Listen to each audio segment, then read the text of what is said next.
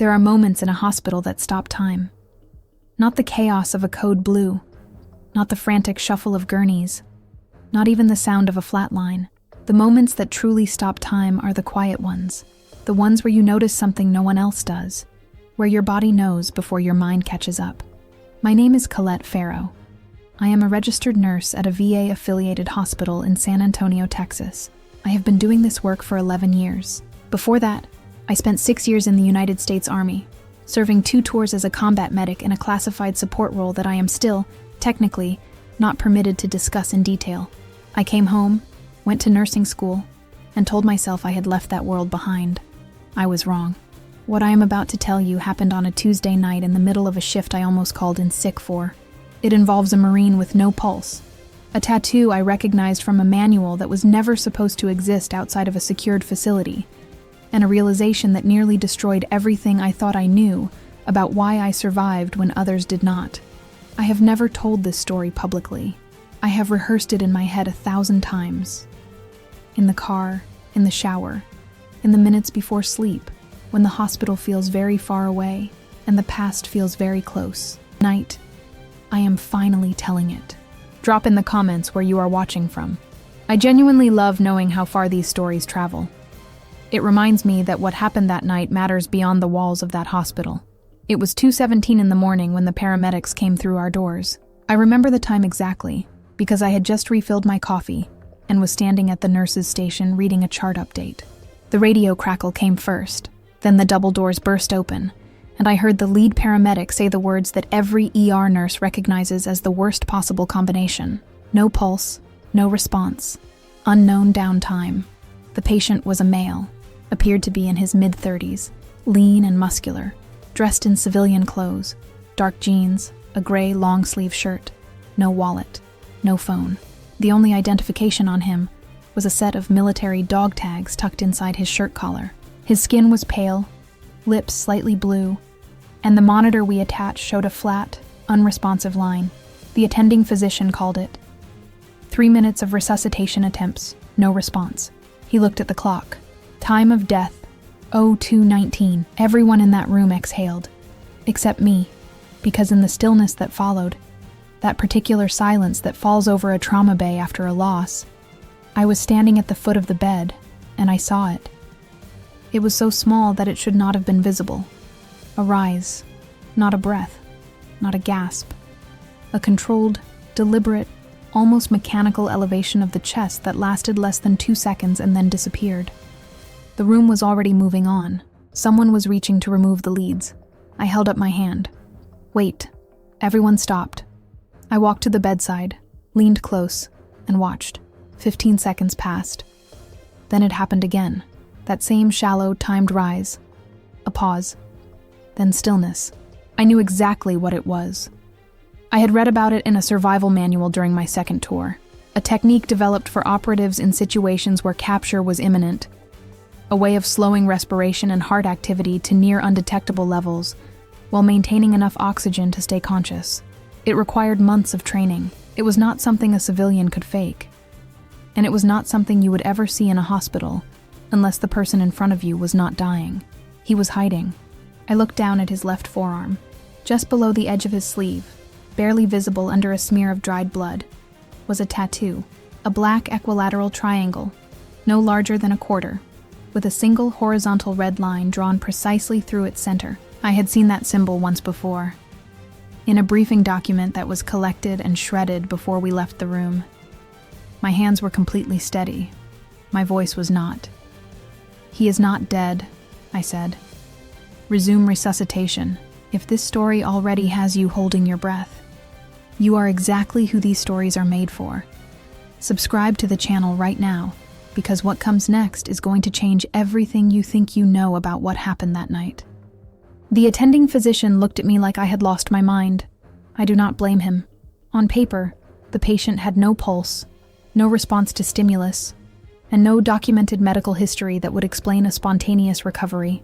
Every protocol in that room said we were done. I said it again, clearly and without apology. "He is not dead. Resume resuscitation. Now." There is a particular authority that comes from having spent years in situations where hesitation costs lives. I do not use it often. That night, I used it without reservation. The team looked at the attending. He looked at me for a long moment. Then he nodded. We worked for another 4 minutes. On the third round of chest compressions, the monitor spiked. A heartbeat. Irregular, faint, but real. And then another. The room erupted in the controlled urgency of a team suddenly working against death instead of accepting it. Within 8 minutes, he had a sustainable rhythm.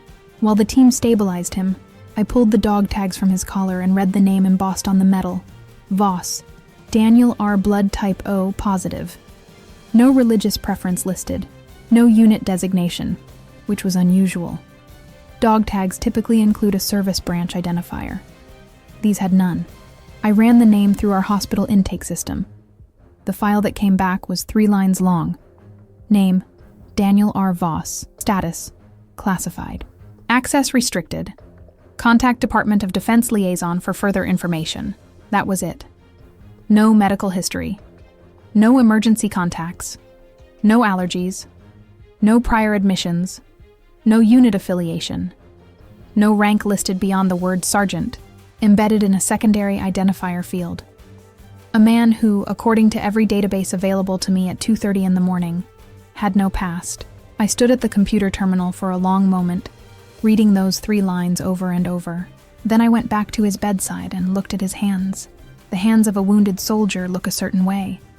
Abrasions, calluses in specific places, the particular damage that comes from equipment and terrain.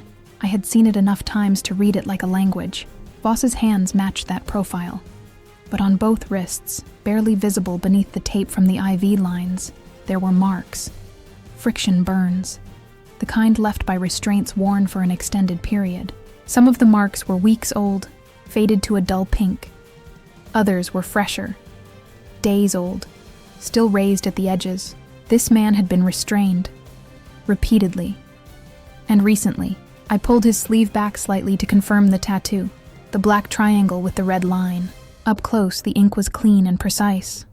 Not a prison marking, not a memorial piece. It was deliberate, institutional, the kind of symbol that means something specific to a specific group of people. I took a photograph of it with the camera on the nurse's station computer, logged it as part of his intake documentation, and said nothing to anyone. Thank you for still being here. The fact that you are still watching tells me you feel what I felt standing in that room, that something is deeply wrong, and you need to know how it ends. Subscribe and turn on the bell. The next chapters reveal things that took me months to fully understand. He woke at 4:47 in the morning. Not gradually, the way most patients come back from a code. That slow, disoriented surfacing, the confusion about where they are, the reaching for whoever is nearest. Daniel Voss opened his eyes with the focused alertness of someone who had been waiting to open them. He did not look around the room the way a frightened person would. He tracked it. Ceiling, door, window, monitoring equipment. Me. I was the only one in the room. I had requested that the attending and the rest of the team allow me to do the initial neuroassessment alone, citing a need for a calm environment. No one questioned it. In a busy overnight shift, having a capable nurse handle a routine postcode check is not unusual. Nothing about this was routine. I stepped closer to the bed and spoke quietly. Mr. Voss, my name is Colette. I'm your nurse. You're in a hospital in San Antonio. You're safe. He looked at me for a full 3 seconds without speaking. I watched him process. My badge, my scrubs, the layout of the room, the single door, the position of the hallway camera visible through the window. Then he reached up and wrapped his fingers around my wrist. Not hard, not threatening. With the precision of someone making absolutely certain they had my attention. Don't let them move me, he said. His voice was low, dry from intubation, but completely controlled. Before I could respond, his eyes closed again, and his grip went slack. Not unconscious. I checked his pupils. They were reactive, but retreating, choosing to go quiet. I stayed in the room for another 10 minutes, watching the door. When I returned to the nurse's station, I pulled up the transfer log to see how Voss had arrived at our facility. The standard intake form listed the originating location as Interfacility Transfer, Brooke Army Medical Center. Routine enough. But when I cross-referenced the transfer time with our ambulance bay log, the numbers did not match. According to our records, the unit arrived 18 minutes before the transfer was logged at the originating facility. He had not been transferred from Brooke. He had been brought directly to us from somewhere else, and the paperwork had been inserted afterward. I was still staring at that discrepancy when one of the overnight orderlies mentioned casually that there was a man in the hallway outside the ICU who had been there for about 40 minutes. He was not a visitor. Visiting hours had ended hours earlier. He had no badge. He had not checked in at the security desk. And when the orderly had asked him if he needed help, the man had shown what appeared to be a federal identification card and said he was monitoring a patient. I walked to the hallway. He was gone. But the security camera outside Voss's room had captured him clearly. I had the footage saved before the end of my shift. Where are you watching from right now? Tell me in the comments. I want to know. And if someone you know needs to hear a story like this one, share it with them. Some stories find the people they are meant for. I want to be precise about the moment I understood that what was happening was not a bureaucratic mix-up or an overzealous federal protocol. It was when I found the medication order. At 6:15 in the morning, during routine chart review, I noticed an addendum to Voss's IV orders. It had been entered at 5:52, while I was briefing the incoming shift nurse and temporarily away from the station. The order was for a sedative. The dosage listed was 3 times the threshold for a patient in his current condition. A patient who had just been resuscitated from a cardiac event, whose blood pressure was still stabilizing, whose liver function had not yet been assessed. At that dosage, it would have caused respiratory arrest within 20 minutes. The order had been entered under a physician credential I did not recognize. When I ran the badge number attached to the entry, it came back as belonging to a physician who was listed in our system as being on a leave of absence since the previous month. Someone had used a dormant credential to enter a lethal medication order for Daniel Voss. I walked calmly to his room. I removed the secondary IV line that had been prepared, not yet administered, but staged, already attached to the port. I replaced it with a saline flush, documented it as a routine line check, and said nothing. My hands were shaking by the time I reached the supply closet. I stood there for about 2 minutes, breathing deliberately. I had dealt with high-pressure situations before. I had held a tourniquet on a soldier in a field in the dark, while someone radioed for extraction that took too long to come. I knew what controlled fear felt like. This was controlled fear. When I came back out, I went directly to the charge nurse and reported that I had found an unsigned medication order that needed physician verification before administration. I did not mention the dosage discrepancy. I did not mention the dormant credential. I simply flagged it as incomplete. A reason to delay, to pause, to buy time without triggering an alarm that might accelerate whatever was happening. The charge nurse pulled up the order, frowned, and said she would follow up with pharmacy. That bought me approximately 2 hours. I spent those 2 hours doing 3 things. Documenting everything I had observed since 2:17 in the morning in a personal notes file I encrypted and sent to my personal email, making a copy of the security footage of the unidentified man in the hallway, and sitting with the knowledge that whoever wanted Daniel Voss dead had access to our hospital's internal systems. He was not safe here, and now neither was I. Here is a question I have asked myself many times since that night, and I want to ask you the same thing. Have you ever known something that you were not supposed to know, and had to decide alone what to do with it? Tell me in the comments. You might be more like Colette than you realize. To understand what happened next, you need to understand something about who I was before the hospital. I enlisted at 21, fresh out of a pre-med track I could not afford to finish. The Army offered training, structure, and a way to do medicine without the debt.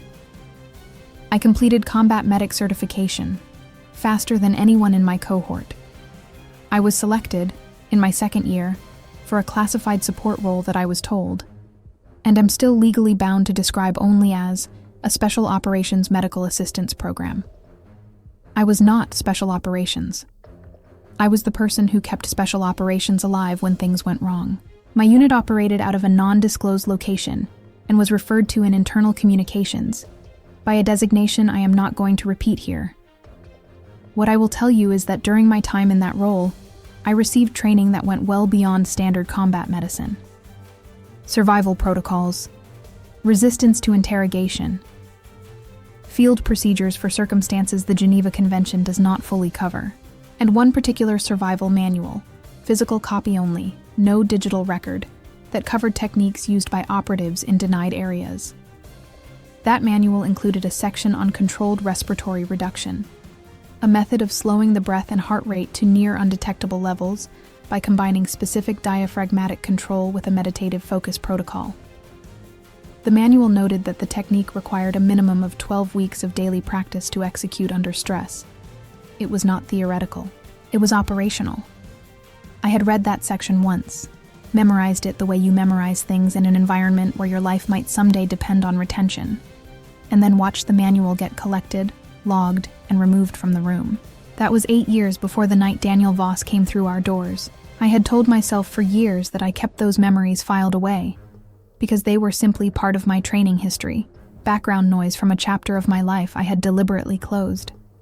But sitting in the supply closet at 6 a.m, shaking slightly, I finally admitted to myself the truth I had been avoiding. I had never stopped watching for it.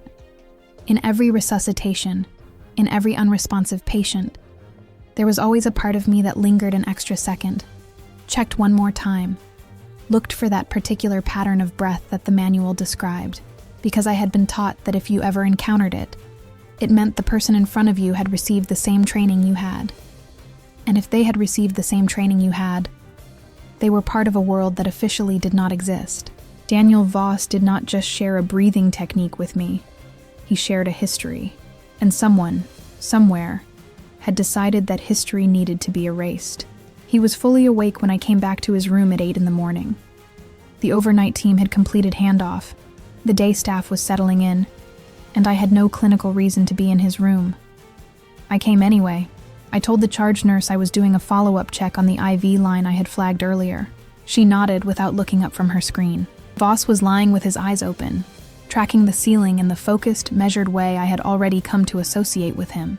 When I came in and closed the door behind me, he turned his head and looked at me with the expression of someone who had been expecting a specific person and was trying to determine whether I was that person. I set down my tablet, crossed to the bedside, and leaned close enough to speak without being heard by anyone outside. The medication order in your chart was not placed by a physician on staff, I said. I removed the line before it was administered. You need to know that someone with access to this hospital tried to finish what they started. He said nothing for a moment. Then, how did you know about the breathing? I was trained by a Special Operations Medical Support Unit, I said. We received the same manual. Something shifted in his face. Not quite relief, something more complicated than relief. The expression of a person who has been holding the weight of a secret alone for a long time, and has just unexpectedly found someone who already knows its shape. His eyes dropped to my badge, then moved up to the collar of my scrubs where, clipped to the fabric, I wore a small enamel pin. It was a medical insignia. A rod of Asclepius inside a circle, with a small stylized star above it. I had worn it every shift for 8 years. A gift from my commanding officer when I completed the program. Voss stared at it for a long moment. You were with Bravo Shadow, he said. The room felt very still. Bravo Shadow was not a unit name I had ever said out loud. It was not a designation that appeared in any document I had access to after leaving the program. It was a name I had carried entirely internally for 8 years, certain that no one in my current life could possibly know it. I looked at him for a long time before I answered. That unit doesn't officially exist, I said. He nodded. I know, he said. That's why they're trying to kill everyone who was in it. He told me in fragments, the way people tell things when they have been carrying them under pressure for so long that they can only release a small amount at a time without breaking. Bravo Shadow, as I had known it during my 2 tours, was a medical support component attached to a larger covert program. We were the people who kept the operators alive. Field surgeons, trauma medics, psychological support personnel. We were embedded, clearanced, and invisible. When the program ended, we were debriefed, given our non-disclosure agreements, and sent back to our civilian lives with the understanding that none of it had happened. What I had not known, what none of us in the medical component had been told, was that the operational side of the program had continued. A smaller, deeper cell. Voss had been part of that continuation. 4 people, total. Running missions that officially did not exist, for objectives he was not at liberty to describe even now. 14 months ago, the cell had gone dark during an extraction in a location he referred to only as the Northern Corridor. Something had gone wrong. An intelligence leak, a compromised contact, a deliberate setup, and the mission collapsed. All 4 members were declared killed in action. Classified casualty report. Families notified. Graves registered. But 3 of them had survived. Over the following months, the other 2 survivors had died under circumstances officially documented as accidents or health events. One was a car accident on an empty road at 3 a.m. One was a cardiac event in a man who was 34 years old and in peak physical condition. Voss had been the last one. He had been moving, staying ahead of it, gathering documentation as he went. Communications, authorization chains, financial records that connected the elimination of his cell to a private military contractor operating with apparent government access. He had been trying to get that documentation to a congressional oversight contact when he was captured. He had been held for 6 weeks, the marks on his wrists. When an opportunity presented itself, he was vague on the details, deliberate about the vagueness. He had escaped and gone down, using the respiratory technique to buy time, until he could assess whether the people around him were a threat or an exit. He had not known whether the hospital was safe. He had not known whether anyone would recognize the breathing. He had simply hoped. I pulled up my sleeve then. On the inside of my left forearm, faded but unmistakable, a black triangle with a single horizontal red line through its center. Mine was smaller than his, the ink lighter from years of fading, but it was the same symbol, unit identification, marked on everyone who completed the program's final tier of access. I had spent 8 years telling myself it was just an old tattoo. Voss looked at it for a long moment. "They will come for you now too," he said. "You removed that line. You are on the camera. You are in the system." He was right. And I had already known it since the moment I walked into that supply closet at 6 a.m. He came back at 11:42. I had been watching for him, monitoring the hallway feed on the nurse's station secondary screen, the one typically used to observe fall-risk patients. When he appeared at the end of the corridor, he was dressed differently than before. Business casual, dark jacket, collared shirt, no tie. He moved with the particular unhurried confidence of someone who believes they have the authority to be anywhere they decide to stand. He stopped at the door to Voss's room, produced a badge from his jacket pocket, and knocked twice before entering. I was already moving. When I came through the door 30 seconds later, he was standing at the bedside, speaking quietly to Voss in a tone designed to sound reassuring. Voss was watching him with completely flat eyes. The man looked up at me. He smiled the way people smile when they want you to feel like an interruption. He held up the badge, Federal Identification. The name read Harris T, beneath a seal and a series of credential numbers. I looked at the badge for exactly as long as I needed to. The seal was wrong. I had worked in a VA-affiliated facility for 11 years. Federal identification came through our doors regularly. Investigators, benefits officers, liaison personnel. The seal on his badge used a design that had been retired and replaced several administrations ago. I had processed enough legitimate federal IDs to know the difference between a current credential and one that had been manufactured using outdated design files. I looked up at him and kept my voice completely level. "I need to ask you to step out of this patient's room while I complete a scheduled assessment," I said. "If you have authorization to be here, I'll need to verify it with our hospital administrator before you continue." He looked at me for a moment with the particular stillness of someone deciding whether to push back. He decided not to. He stepped into the hallway. The moment the door closed, I went to the nurse's station, picked up the direct line to hospital security, and initiated a full facility lockdown under Trauma Protocol 7, a code that, in our hospital, is reserved for situations involving a credible threat to patient or staff safety. It is taken seriously. It triggers a complete floor seal, law enforcement notification, and mandatory ID verification for every person in the building.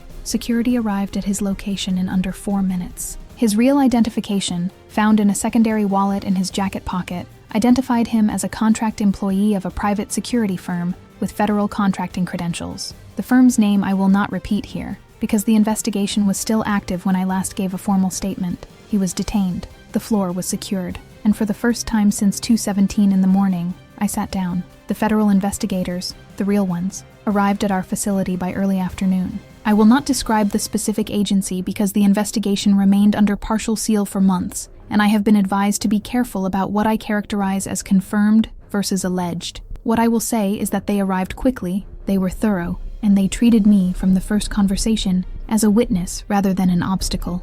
That distinction mattered more than I expected it to. I gave my initial statement in a conference room on the administrative floor, while Voss remained under medical monitoring in a secured room with 2 officers posted outside. The investigators had questions I could answer, and questions I could not, some because of my own non-disclosure obligations, some because I genuinely did not have the information they were looking for. What I did have was everything I had documented since 2:17 in the morning. The intake discrepancy, the dormant physician credential used to enter the medication order, the security footage, the personal notes file I had encrypted and sent to my email. 11 hours of careful, deliberate documentation, carried out by a woman who had been trained to preserve information under adverse conditions, and who had never, until that morning, understood why that particular skill had stayed so sharp. Late in the afternoon, between formal interviews, I was permitted to visit Voss briefly. He was sitting up slightly in the bed, better color, less guarded in his posture, though I do not think he was capable of fully releasing the watchfulness. It was too deeply built in at that point,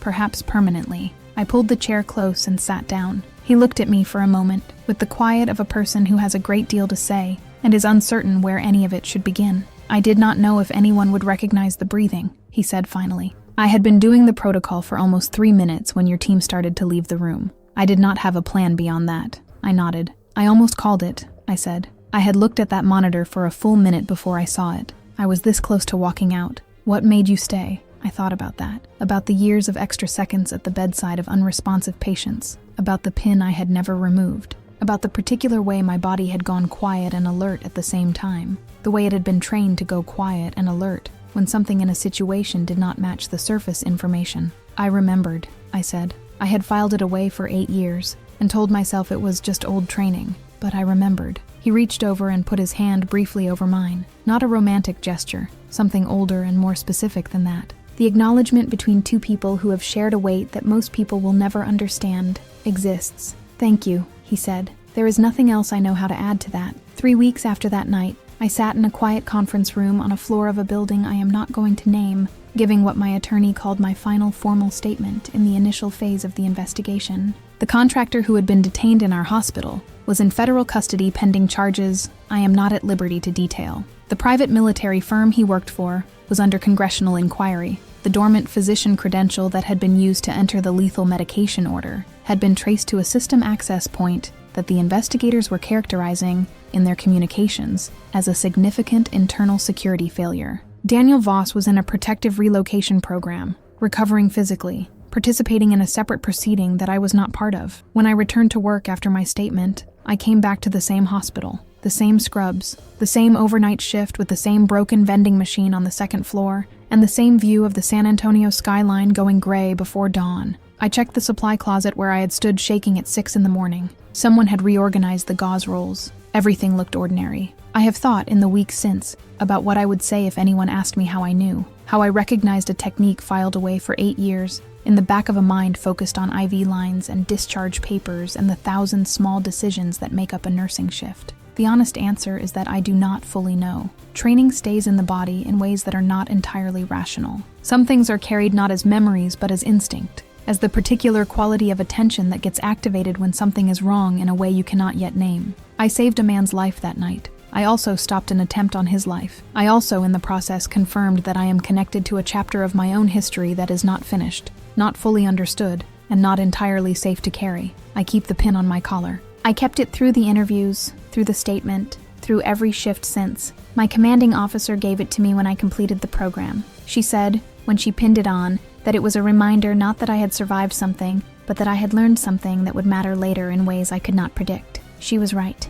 It mattered at 2:17 in the morning on a Tuesday in San Antonio, in a trauma bay where everyone else had already moved on. I noticed a breath. I remembered what it meant. I stayed. That is the whole story. Now I want to hear from you. If you were standing in that room, if you saw that rise in his chest and knew what it meant, What would you have done? Would you have spoken up, knowing what it might cost you? Tell me in the comments. I read every single one, and if this story moved you the way it has moved me every time I've told it, subscribe to this channel and turn on the notification bell. Every story here comes from a real place. The next one is already waiting for you, and I promise you, it is worth staying for.